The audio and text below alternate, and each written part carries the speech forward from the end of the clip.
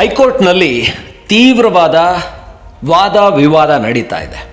ಇದು CM ಸ್ಥಾನಕ್ಕೆ ಕುತ್ತು ತರುತ್ತಾ ಅನ್ನೋ ಚರ್ಚೆಗಳು ಜೋರಾಗಿ ನಡೀತಾ ಇರುವಾಗಲೇ ಹೇಗೆ ಒಂದು ಕ್ರಿಕೆಟ್ ಮ್ಯಾಚಲ್ಲಿ ಒಬ್ಬ ಬ್ಯಾಟ್ಸ್ಮನ್ ಔಟ್ ಆಗ್ತಿದ್ದ ಹಾಗೇನೆ ಉಳಿದವರೆಲ್ಲರೂ ಕೂಡ ಬ್ಯಾಟ್ ಹಿಡ್ಕೊಂಡು ನಾನು ಬ್ಯಾಟಿಂಗ್ ಹೋಗ್ತೀನಿ ಅಂತ ಕಾಯ್ತಾ ಇರ್ತಾರಲ್ಲ, ಹಾಗೇನೆ ಕಾಂಗ್ರೆಸ್ನ ಒಳಗೆ ಹಲವು ನಾಯಕರು ಮುಂದಿನ ಬ್ಯಾಟ್ಸ್ಮನ್ ನಾನೇ ಅಂತ ಕಾಯ್ತಾ ಇದ್ದಾರೆ. ಇಲ್ಲಿ DK ಶಿವಕುಮಾರ್ CM ಆಗೋದಕ್ಕೆ ಇನ್ನೇನು ತುದಿಗಾಲಲ್ಲಿ ನಿಂತ್ಕೊಂಡಿದ್ರು 1.5 ವರ್ಷದ ಹಿಂದೆ. ನನಗೂ ಒಂದು ಅವಕಾಶ ಬೇಕು ಅಂತ ಎಲ್ಲ ತಮ್ಮ ಪಟ್ಟನ್ನು ಹಾಕಿದರೂ ಕೂಡ ಹೈಕಮಾಂಡ್ ಹೇಗೋ ಸಮಾಧಾನ ಮಾಡಿ ಅವ್ರನ್ನ ಕಳಿಸ್ತು. ಸದ್ಯಕ್ಕೆ ಹೇಗೂ 1 ಡೌನ್ ಬ್ಯಾಟ್ಸ್ಮನ್ ನಾನೇ ಅಂತ ಈ ಕಡೆ ಕಾಯ್ತಾ ಇದ್ದರೆ DKಶಿ ಅವರನ್ನು ಇಲ್ಲಿ ತಡೆಯೋದಕ್ಕೆ ಮತ್ತೊಂದಷ್ಟು ಸಿದ್ದರಾಮಯ್ಯ ಆಪ್ತ ಬಣ ಒಂದೊಂದಾಗಿ ಪ್ರಯತ್ನಗಳನ್ನು ಮಾಡ್ತಾನೆ ಇರುತ್ತೆ. ಆದರೆ ಇದೆಲ್ಲದಕ್ಕಿಂತ ಹೆಚ್ಚಾಗಿ ಸಿದ್ದರಾಮಯ್ಯನವರಿಗೆ ಟೆನ್ಷನ್ ಇರೋದು ಈ ಹೈಕೋರ್ಟ್ನಲ್ಲಿ ಆಗ್ತಾ ಇರುವಂಥ ವಾದ ಮತ್ತಷ್ಟು ಬಿಗಿ ಆಗ್ತಾ ಇದೆ. ವಾದ ಪ್ರತಿವಾದದಲ್ಲಿ ಈಗ ಸ್ನೇಹಮಯಿ ಕೃಷ್ಣ ಅವರ ಪರ ರಾಘವನ್ ಅವರ ವಾದ ಭಾಳ ಸ್ಟ್ರಾಂಗ್ ಆಗಿದೆ. ಇದು ಜನಪ್ರತಿನಿಧಿಗಳ ನ್ಯಾಯಾಲಯಕ್ಕೆ ಹೋಗಿ ಅಲ್ಲೇನಾಗುತ್ತೆ, ಸುಪ್ರೀಂ ಕೋರ್ಟ್ವರೆಗೂ ಹೋಗಬೇಕಾಗುತ್ತಾ? ಈ ಪರಿಸ್ಥಿತಿ ಏನು? ಸಿದ್ದರಾಮಯ್ಯನವರಿಗೆ ನೆಮ್ಮದಿ ಕಳೆದು ಹೋಗ್ತಾ ಇರುವಂಥ ದಿನಗಳು ಶುರುವಾಗ್ತಾ ಇವೆ ಅನ್ನಿಸ್ತಾ ಇದೆ. ಇದರ ನಡುವೆ ಯಾರು ಕೂಡ ನಾನು ಮುಂದಿನ ಬ್ಯಾಟ್ಸ್ಮನ್ ಅಂತ ಬ್ಯಾಟ್ ಹಿಡ್ಕೊಂಡು ಹೋಗಬೇಕೋ ಬೇಡವೋ ಅನ್ನುವಂಥ ಒಂದು ಕನ್ಫ್ಯೂಷನ್ನಲ್ಲಿ ಕೂಡ ಇದ್ದಾರೆ. ಯಾಕೆಂದರೆ ಕನ್ಕ್ಲೂಷನ್ ಏನಾಗುತ್ತೆ ಅಂತ ಯಾರಿಗೂ ಗೊತ್ತಿಲ್ಲ. ಇದು ಎಲ್ಲಿವರೆಗೂ ಹೋಗ್ಬೋದು, ಇದನ್ನು ಎಷ್ಟರ ಮಟ್ಟಿಗೆ ಸೀರಿಯಸ್ ಆಗಿ BJP ತಗೋತಾ ಇದೆ, ಸಿದ್ದರಾಮಯ್ಯನವ್ರನ್ನ ಇಳಿಸುವಂಥ ಪ್ರಯತ್ನವನ್ನು ಎಷ್ಟು ಇಫೆಕ್ಟಿವ್ ಆಗಿ ಮಾಡ್ತಾ ಇದೆ. ಯಾಕಂದರೆ ಸಿದ್ದರಾಮಯ್ಯನವರು ಒಂದು ಕಡೆ ಇಳಿದು ಹೋದರೆ ಒಂದು ದೊಡ್ಡ ಸಮುದಾಯದ ವಿರೋಧವನ್ನು ಎದುರಿಸಬೇಕಾಗತ್ತೆ. ಅದನ್ನು ಕಟ್ಕೊಂಡು ಮುಂದೆ ಏನು ಮಾಡಬೇಕು? ನಾವು ಆ ಸಮುದಾಯವನ್ನು ಕಳ್ಕೊಬಿಡ್ಬೇಕಾಗತ್ತೆ ಸಂಪೂರ್ಣವಾಗಿ. ಅಲ್ಲಿ ಕಾಂಗ್ರೆಸ್ನಲ್ಲಿ ಆಗುವಂಥ ತಲ್ಲಣಗಳು BJP ಮೇಲೆ ಕೂಡ ಪರಿಣಾಮ ಬೀರ್ತವೆ. ಹಾಗಾಗಿ CM ಯಾರಾಗ್ತಾರೆ ಅನ್ನುವ ಚರ್ಚೆ ಕಾಂಗ್ರೆಸ್ನಲ್ಲಿ ಒಂದು ಆತಂಕದಲ್ಲೇ ನಡೀತಾ ಇದೆ. ಈಗ DK ಶಿವಕುಮಾರ್ ಅವರು ನೇರವಾಗಿ ಹೇಳಿದ್ದಾರೆ, RV ದೇಶಪಾಂಡೆ ಸಿದ್ದರಾಮಯ್ಯನವರಿಗಿಂತ 1 ವರ್ಷ ಹಿರಿಯರು ವಯಸ್ಸಿನಲ್ಲಿ, ಆದರೆ ರಾಜಕೀಯದಲ್ಲಿ ಅಷ್ಟು ಏನು ದೊಡ್ಡದಾಗಿ ಬೆಳಿಲಿಲ್ಲ. ಆದರೆ ನನಗೂ ವಯಸ್ಸಾಗಿದೆ, ನಾನು ಮಂತ್ರಿ ಸ್ಥಾನ ಅನುಭವಿಸಿದ್ದೀನಿ, ಇನ್ನು ಉಳಿದಿರೋದು CM ಮುಂದೆ ನಾನು ಆಗ್ಬಿಡೋಣ ಅಂತಿದ್ದೀನಿ ಅಂತ ಹೇಳಿದರೆ DK ಶಿವಕುಮಾರ್ ಅವರು ಬಿಟ್ರಿ ಅವ್ರು ಹೇಳ್ತಾರೆ ಹಿರಿಯರು, ಅವ್ರ ವಯಸ್ಸಿಗೆ ಅನುಭವಕ್ಕೆ ಗೌರವ ಕೊಡ್ತೀವಿ ಅಂತ ಹೇಳಿದ್ದಾರೆ. ಆದರೆ ಈಗ ಮುಖ್ಯಮಂತ್ರಿ ಆಗಬೇಕು, ಸಚಿವ ಆಸೆ ಇದೆ ಸರ್. ಅದು ನನಗೆ ಆಸೆ ಆಗಿರಬೇಕು, ನಿಮ್ಮಂಥ ಜನರಿಗೆ ಆಸೆ ಆಗಿಲ್ಲ. ಇರುತ್ತಲ್ಲ ಸರ್, ನಮ್ದು ಇರುತ್ತೆ, ನಿಮ್ದು ಇರುತ್ತಲ್ಲ ಸರ್. ಲೈಫ್ದಲ್ಲಿ ಎಂಬಿಷನ್ ಎಲ್ಲರಿಗೂ ಇರ್ತದೆ. ಇರೋದೇನು ಅದು ಹಿಂದೆ ಓಡಬಾರ್ದು, ಬಟ್ ರೆಡಿ ಇದೆ ಕೊಟ್ಟರೆ ಹೇಳ್ತೀನಿ. ಅವಾಗ ಕೊಡು ಪ್ರಶ್ನೆ ಇದೆ, ಕೊಡುತ್ತು ಪ್ರಶ್ನೆ ಇರಲ್ಲ. ಒಂದು ವೇಳೆ ಅವಕಾಶ ಸಿಕ್ಕಿದ್ರೆ ನಿಮ್ಗೆ ಆಗ್ತೀರಾ ಸರ್? ಹೈಕಮಾಂಡ್ ಅವಕಾಶ ಸಿಕ್ಕರೆ ನೋಡಿ ಸಿದ್ದರಾಮಯ್ಯ ಕೇಳಬೇಕಲ್ಲ, ಅವ್ರು ಪರ್ಮಿಟ್ ಕೊಡ್ಬೇಕು. ಸಿದ್ದರಾಮಯ್ಯನವರ ನೇತೃತ್ವದಲ್ಲಿ ನಮ್ಮ ಸರ್ಕಾರ ಇದೆ. ಚೀಫ್ ಮಿನಿಸ್ಟರ್ನಲ್ಲಿ ಪೋಸ್ಟು ಖಾಲಿ ಆಗಿದ್ರೆ ಮಾತಾಡ್ಬೋದಾಗಿತ್ತು.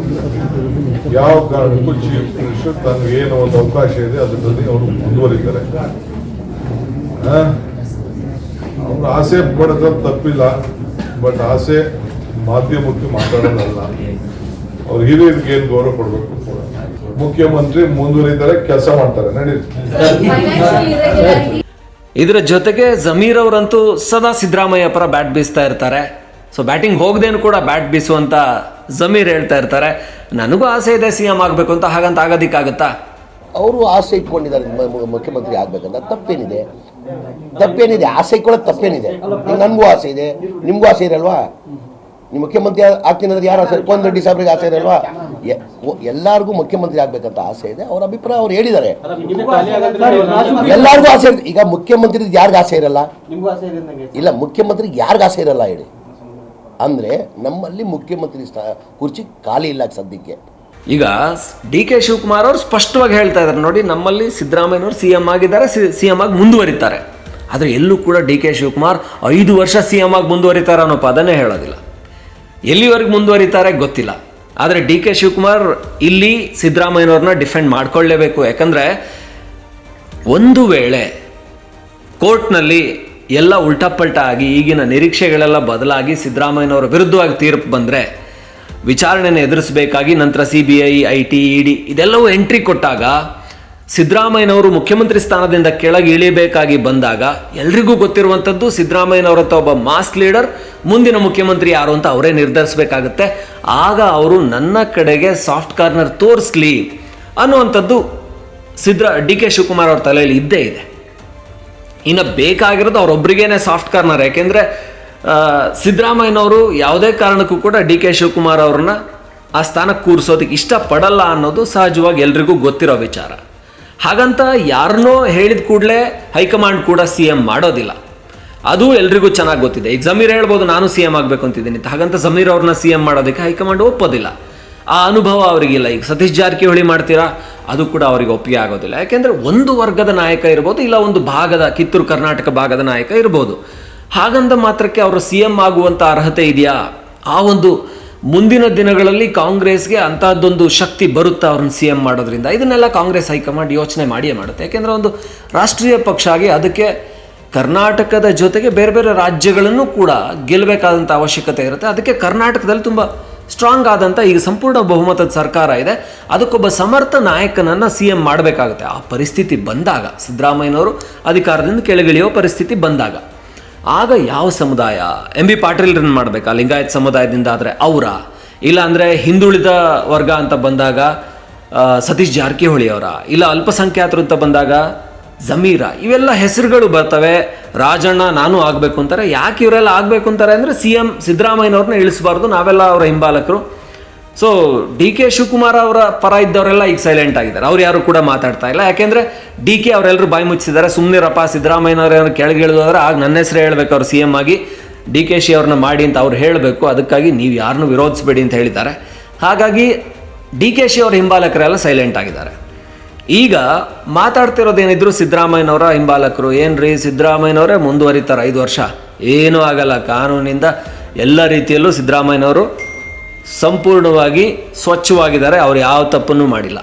ಆದರೆ ಕೋರ್ಟಲ್ಲಿ ನಡೀತಾ ಇರೋ ವಾದ ಇದೆಯಲ್ಲ, ಇದು ಸಿದ್ದರಾಮಯ್ಯನವ್ರನ್ನ ಇಕ್ಕಟ್ಟಿಗೆ ಸಿಲುಕಿಸುವಂಥ ಸಾಧ್ಯತೆ ಕಾಣಿಸ್ತಾ ಇದೆ. ಯಾಕೆಂದರೆ ನೀವು ಒಂದು ಸಾರಿ ತನಿಖೆಗೆ ಅವಕಾಶ ಮಾಡಿಕೊಡಿ, ಅದರಲ್ಲೇನಿದೆ, ಆಗಲಿ ಒಂದು ಸಾರಿ ವಿಚಾರಣೆ ಆಗಲಿ, ಸರಿನೋ ತಪ್ಪೋ ಹೊರಗಡೆ ಬರಲಿ. ಯಾಕೆಂದರೆ ಒಂದು ಅನುಮಾನ ಸೃಷ್ಟಿಯಾಗಿದೆ, ರಾಜ್ಯ ಜನರಲ್ಲೊಂದು ಸಿದ್ದರಾಮಯ್ಯನವರು ಸೈಟನ್ನು ಅಕ್ರಮವಾಗಿ ಪಡ್ಕೊಂಡಿದ್ದಾರಾ ಅನ್ನುವಂಥ ಚರ್ಚೆ ನಡೀತಾ ಇದೆ.